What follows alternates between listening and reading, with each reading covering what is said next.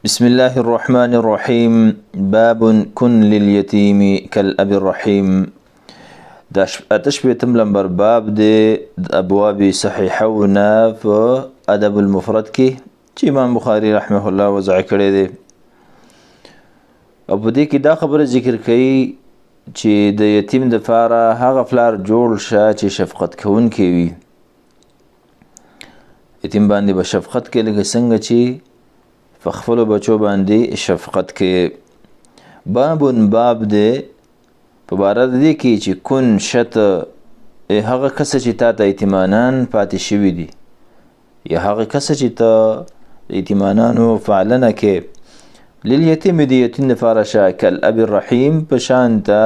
د هغه پلار چې هغه ډېر شفقت کوونکی وي په بچو باندې. دې کې به اشاره چې بعضې پلاران به داسې وي خپلو بچو باندې شفقت کوونکي نه وي ډېر، نو ته هغه شه لکه هغه پلار به شان دی چې خپلو بچو باندې ډېر شفقت کوونکی وي. عبدالرحمن بن ابزا فرمایي قال داود کن للیتیم شه یتیم دپاره کالاب الرحیم د پلار هغه په شان ته د هغه پلار چې ډېر شفقت کوونکی وي. به یې څو نصیحتونه نور کوي. واعلم فویشه انک تچی کما تزرع څنګه چې ته کري کذلک تحصد هغسې به به ریبې. پښتو کې متل دی چې څه چې کري هغه به ریبې. نو مطلب دا دی چې څنګه معامله چې کوې هغسې معامله به درسره کېږي. دا نه ده چې غني دي کرلي دي او ته وایې چې دا به ماله مڼې وکړي او دا به ماله انګور وکړي او دا به ماته انار کوي، نو هغه به ستا دپاره تا ته مغه غني راوباسي، هغه غني به تا خوږی ستا په خپو کې به ځي. نو داسې نه چې کرلي دي غني دي او قیامت کې بیا د انارو او د مڼو او د انګورو او داسې نورو نعمتونو تمه ساتي. ډېرې مضبوطې خبرې کړي دي، نو یوه پکې دغه شو. دویم دا دی ما اقبح الفقر بعد الغنا، وایي څومره ډېر بد دی فقر، هغه فقر بعد الغنا چې مالدارۍ نه وروسته راشي. یعنی دا چې سړی مالدار او بیا فقیر شي، وایي دا ډېره بد، مطلب دا نه دی چې لکه داسې بدبختي ده، نه ډېره سخته وي. ځکه هغه انسان چې په مالدارۍ باندې عادت شي او په نرم ژوند باندې او سهولتونه یو یکدم پې بادشاهي چپه شي، نو دا ډېره دردونکي وي، ستړي کوونکي وي. لیکن بیا وروسته ورپسې فرمایي و اکثر من ذلک، دغه به څه بدبختي او تکلیف به و اکثر من ذلک، او د دغې نه ډېر بېکاره خبره دا ده او اقبح من ذلک یا بېکاره دی نه الضلالة بعد الهدى، ګمراهي وروسته د هدایت نه، چې الله تا ته هدایت کړی دی او د هغې نه وروسته ګمراه شي، دا ډېره زیاته د بدبختۍ خبره ده. ګورئ اصل کې دا اوله خبره چې کوي چې ما اقبح الفقر بعد الغنى، دا اصل کې تمهید ږدي د وروسته خبرې دپاره. کنده دونه خبره نه ده، یو سړی مالدار وي فقیر شي، دونه غټه خبره نه ده، لیکن تمهید دی د وروستنۍ خبرې ته چې هغه هم اثر کوي سړي باندې، لیکن دغه لا څه خبره ده، دا خو عادي خبره ده چې دنیا مال دې د لاسه لاړ، لیکن دا ډېره د بدبختۍ خبره ده. الضلالة بعد الهدى، چې ګمراه شي سړی وروسته د هدایت نه.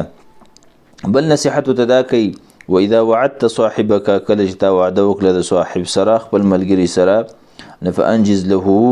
وعده له پوره کوه،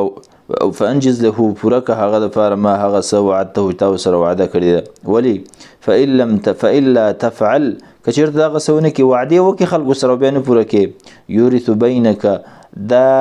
پیدا کوي په مابین ستا کې و بینه په مابین د ستا دوست کې عداوة دشمني، تا سره بیا بغض و دشمني راځي چې لکه ما سره وعده کړې و پوره نه کړې. دا څومره ښکلي نصیحتونه دي په دې کې. او مقصد د امام بخاري چې دا اوله خبره ده چې د یتیمانان دپاره د مشفق پلار په شان جوړ شه. حدیث کې به فایده یي، حدیث کې چې باید سړی په وعده باندې پوروالې وکړي، کوشش وکړي. همدغه رنګې حدیث کې به فایده یي، روایت کې به فایده یي چې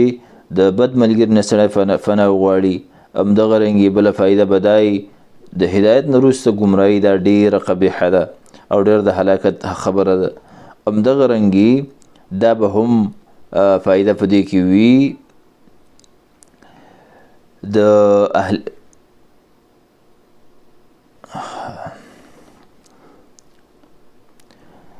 عن اسماء بنت عن اسماء بن عبيد قال قلت لابن سيرين عندي يتيم قال اصنع به ما تصنع بولدك لا يوصل پینزم روایت ذکر کئی اسماء ابن عبید فرمای قلت لابن سیرین امام ابن سیرین تمیر دالوی تابعی مشهور تابعی تیر شوه ده تقریبا یوصل لس هجری کې دا به وفات په تعبیرونی کې ډیر زیات ماهره افو الله ورکړي و عندي یتیم و ما ته چې ما سره یتیم دی یعنی یتیمانان را سره یتیم را سره دی څه چل وکم هغه تو فرمایل اصنع به دسی وکا دسی کارو سره کوه ما تصنع لك څنګه چې تکې به ولدک خپل زوی سره اضربه ویو د سنش نه به ما تضرب ولدک فغه طریقه چې ته وې پاغه سره خپل بچي دا کو رسول خو ادب یو تور کړی دی یتیم د سید هغه سند چې یتیم شوند خپل سر ته پرې دی دا به مسړی نه کوي یتیم خپل سر ته پرې خوستن لیدي کول بکار ځکه به خرابېږي لیکن دسی بم نه کوي چې بلکا د نه خبره او ډبه او غربه او د پسری ګوري دلی کنزلی دا به نه کنه لکه څنګه چې خپل زوی ته وي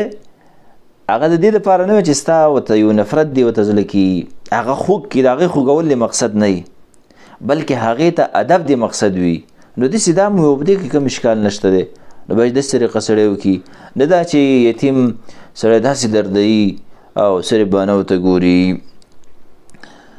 اکثر خلک وایي چې یتیم دا وایي وران ولی ځکه چې د هغه تربیت ولا چې کوم پلار هغه نشته دی اوس مور نشته دی نو خپل ورانیږي انسان خپل سر د پرې خوسل شي نو به چې خطا عمل وسره وشي روایت کې به اشاره وی چې یتیم ته سره مال د وال ورکول شي غوال چې کله منافی نه وي د شفقت سره ام دغه رنګي یتیم سره هغه سي معامله کول احسان کول لکه څنګه چې سره خپل زوی سره کوي باب ادب الیتیم باب د په بار د ادب د یتیم کې نشویتم لمبر باب دی یوسلو اشبغم لمر روایت عن شميسة العتكية قالت ذكر أدب اليتيم عند عائشة رضي الله عنها دا فرمایي چې عائشة رضي الله عنها په خوا کې د یتیم ادب ذکر شو چې یتیم د څنګه سره ادب ورکوي دا ورکوي فقالت عائشة رضي الله عنها ویله اني لاضرب اليتيم ويقينا زي يتيم دون وام حتى ينبسط چې په ځمکه باندې اوار شي د دې روایت کې دا خبره مونږ ذکر کوي چې یتیم به وي کله به دسي چې یتیم به په خبره باندې پويږي هغه به کافي کله به یتیم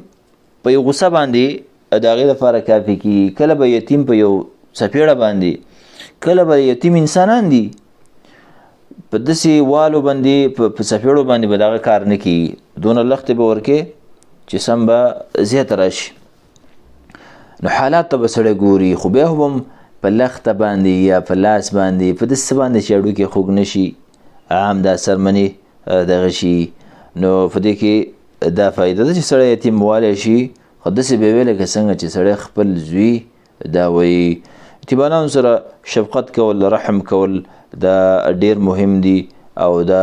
مطلوب دي په دین